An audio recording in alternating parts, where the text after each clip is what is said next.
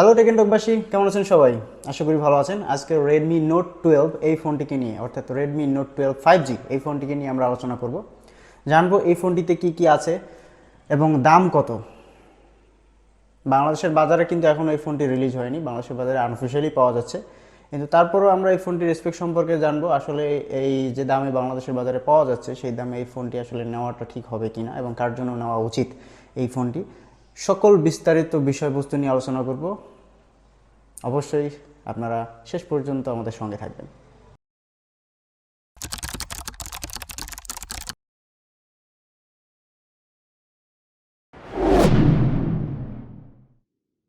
Redmi Note 12 5G ফোনটির ডিজাইনের দিকে যদি আসি, ফোনটির ডিজাইন, আউটলুক এবং মোটামুটি ক্যামেরা কাট আউট বাদে সব কিছুই Redmi Note 10 ওই ফোনটির মতো।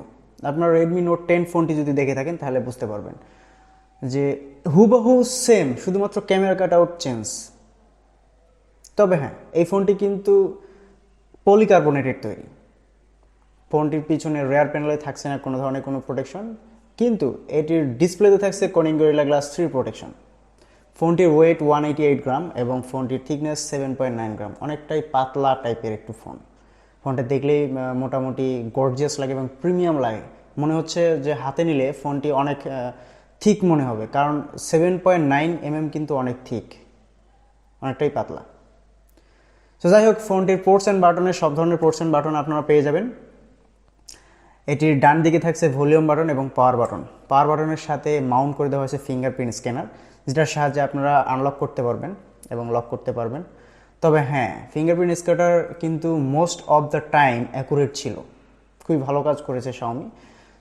এবং এই ফোনটির উপরের দিকে থাকছে noise cancellation mic, air blaster, যেটা শাওমির সিগনেচার এয়ার ব্লাস্টার থাকবেই, এবং হেডফোন জ্যাক। বাম দিকে থাকছে সিম কার্ড স্লট এবং dedicated micro SD card slot, যেটাতে আপনারা আপ টু 1 টেরাবাইট পর্যন্ত এসডি কার্ড এক্সপেন্ডেবল করতে পারবেন। নিচের দিকে থাকছে speaker grill, type C port এবং প্রাইমারি মাইক্রোফোন। আর হ্যাঁ, এই ফোনটিতে কিন্তু সাউন্ড কোয়ালিটি খুবই ভালো। স্পিকার গ্রিল যদিও নিচের দিকে, কিন্তু এই ফোনের স্পিকার কিন্তু স্টেরিও সাউন্ড দেয়, যার কারণে খুবই ভালো লাগে। ডিস্টরশন খুব একটা কম, আমি যতদূর দেখলাম আর কি, যদিও লাইভ এক্সপিরিয়েন্স করি নাই, বিভিন্ন ভিডিও এবং বিভিন্ন ওয়েবসাইট ঘাটাঘাটি করে দেখলাম, মোটামুটি সাউন্ড কোয়ালিটি খুবই ভালো। শাওমি কিন্তু ডিসপ্লেতে অসাধারণ কাজ করেছে, খুবই সুন্দর চমৎকার ডিসপ্লে দিয়েছে। 6.67 ইঞ্চের একটি সুপার অ্যামোলেড ফ্লুইড একটি ডিসপ্লে দিয়েছে, যেটা রিফ্রেশ রেট 120 হার্টস। এটিতে আপনারা 1200 নিট পিক ব্রাইটনেস পাবেন এবং 395 পিপিআই ডেন্সিটি পাবেন। আর হ্যাঁ, এই ডিসপ্লেতে কিন্তু থাকছে কর্নিং গরিলা গ্লাস 3 সাপোর্ট এবং সাথে থাকছে আপনার ওয়াইড ভাইন L1 এর সাপোর্ট। ডিসপ্লের ব্যাপারে বলার কিছুই নেই, খুবই সুন্দর একটি display. Colour accuracy, viewing angle খুবই অসাধারণ। এটা এই বাজেট রেঞ্জে মোটামুটি ভালো মানের ডিসপ্লে দিয়েছে শাওমি। এই ফোনটির সবথেকে বেশি হাইপ হচ্ছে ক্যামেরা। যদি আমরা ক্যামেরার দিকে আসি, ক্যামেরাতে রেয়ার প্যানেলে তারা ইউজ করেছে triple rare camera, 48 megapixel, 8 megapixel এবং 2 megapixel. 48 megapixel main shooter, 8 megapixel ultra wide angle lens এবং 2 মেগাপিক্সেল ডেপথ সেন্সিং ক্যামেরা। এবং ফ্রন্টে থাকছে 30 মেগাপিক্সেলের একটি ফ্রন্ট ফেসিং ক্যামেরা, যেটার সাহায্যে আপনারা মোস্ট অফ দ্য ভালো ছবি উঠাতে পারবেন, পোর্ট্রেট মোডেও ছবি তুলতে পারবেন, কোনো অসুবিধা হবে না। তবে লাইটিং কন্ডিশন যদি একটু ভালো থাকে, চমৎকার ছবি পাবেন। আর রেয়ার প্যানেলের ক্যামেরার কথা কি বলবো ভাই, এই দামের মধ্যে 48 মেগাপিক্সেল। আর শাওমির ক্যামেরা মোটামুটি আপনারা জানেন কেমন হয়, 48 মেগাপিক্সেল ক্যামেরা, শাওমির ক্যামেরা অসাধারণ। এবং যে দামে এটা রিলিজ হয়েছে বাংলাদেশের বাজারে আনঅফিশিয়ালি যে দামে পাওয়া যায়, মোটামুটি ভালো মানের ক্যামেরা দিয়েছে, মোটামুটি ভালো লাইটিং কন্ডিশনে আপনারা খুব ভালো চমৎকার চমৎকার ছবি উঠাতে পারবেন আর ভিডিও করতে পারবেন 1080p-তে, দুটি ক্যামেরা দিয়েই, সামনে এবং পিছন। ফোনটির র্যাম এবং স্টোরেজের দিকে যদি আসি, ফোনটি 3টি র্যাম ভেরিয়েন্টে রিলিজ হয়েছে, 4GB, 6GB এবং 128GB। এবং স্টোরেজ তারা দিয়েছে 128GB এবং 256GB। আর র্যাম টাইপ LPDDR4X এবং স্টোরেজ টাইপ UFS 2.2। বাংলাদেশের বাজারে শুধুমাত্র পাওয়া যায় 6GB এবং 128GB, বাকি দুটি ভেরিয়েন্ট বাংলাদেশের বাজারে পাওয়া যায় না। আনঅফিশিয়ালি এই একটি ভেরিয়েন্টই পাওয়া যায় বাংলাদেশের বাজারে। এবার আসি পারফরমেন্সের দিকে। এই ফোনটিতে ইউজ করা হয়েছে স্ন্যাপড্রাগন 4 Gen 1 প্রসেসর, যেটি একটি অক্টাকোর প্রসেসর এবং এই প্রসেসরটি equivalent to 720G Snapdragon 720G processor. আপনারা সবাই হয়তো বা অবগত, এর আগে যে নোট 10 প্রো এবং নোট 10 প্রো ম্যাক্স ফোনগুলো ছিল, সেই ফোনগুলোতে 720G প্রসেসর ইউজ করা হয়েছিল। এবং এর পারফরমেন্স সম্পর্কে আমরা সবাই অবগত, খুবই ভালো পারফরমেন্স দিয়েছে। এবং এই 4 Gen 1 প্রসেসর এটি এবং 720G এই সামান্য কম বেশি মোটামুটি মানের সেমই বলা চলে, একদম সেম প্রসেসর। এই প্রসেসরটি থাকার কারণে এই ফোনটি দিয়ে আপনারা গেম খেলতে পারবেন অনায়াসে, কোনো টেনশন ছাড়াই, কোনো ধরনের কোনো টেনশন ছাড়াই গেম খেলতে পারবেন।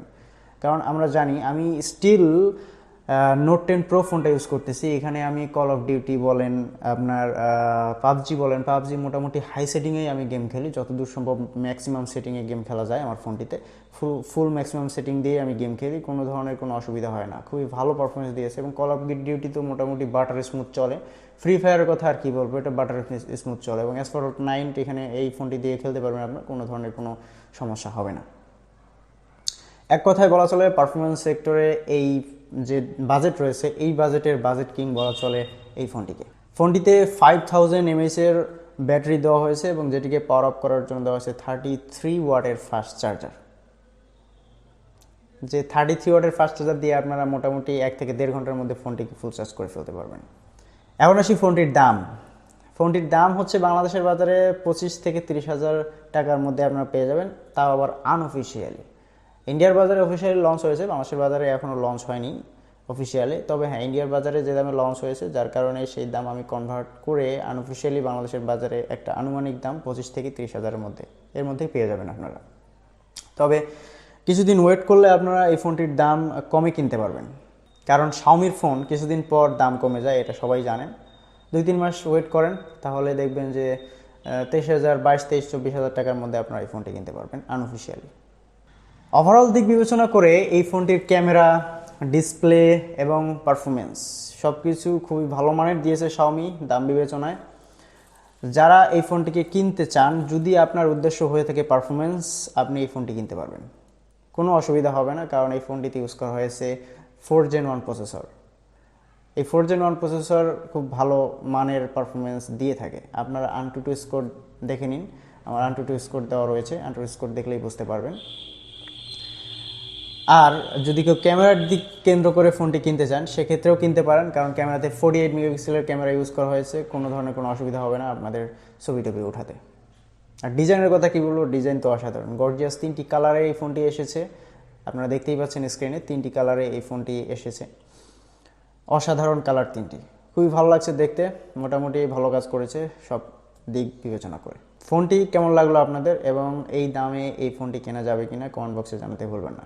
আজকে পর্যন্তই, দেখা হবে আগামী কোনো টেকনোলজি আপডেট নিয়ে। সে বন্ধু ভালো থাকবেন, সুস্থ থাকবেন, ধন্যবাদ সবাইকে, বাই বাই, টাটা।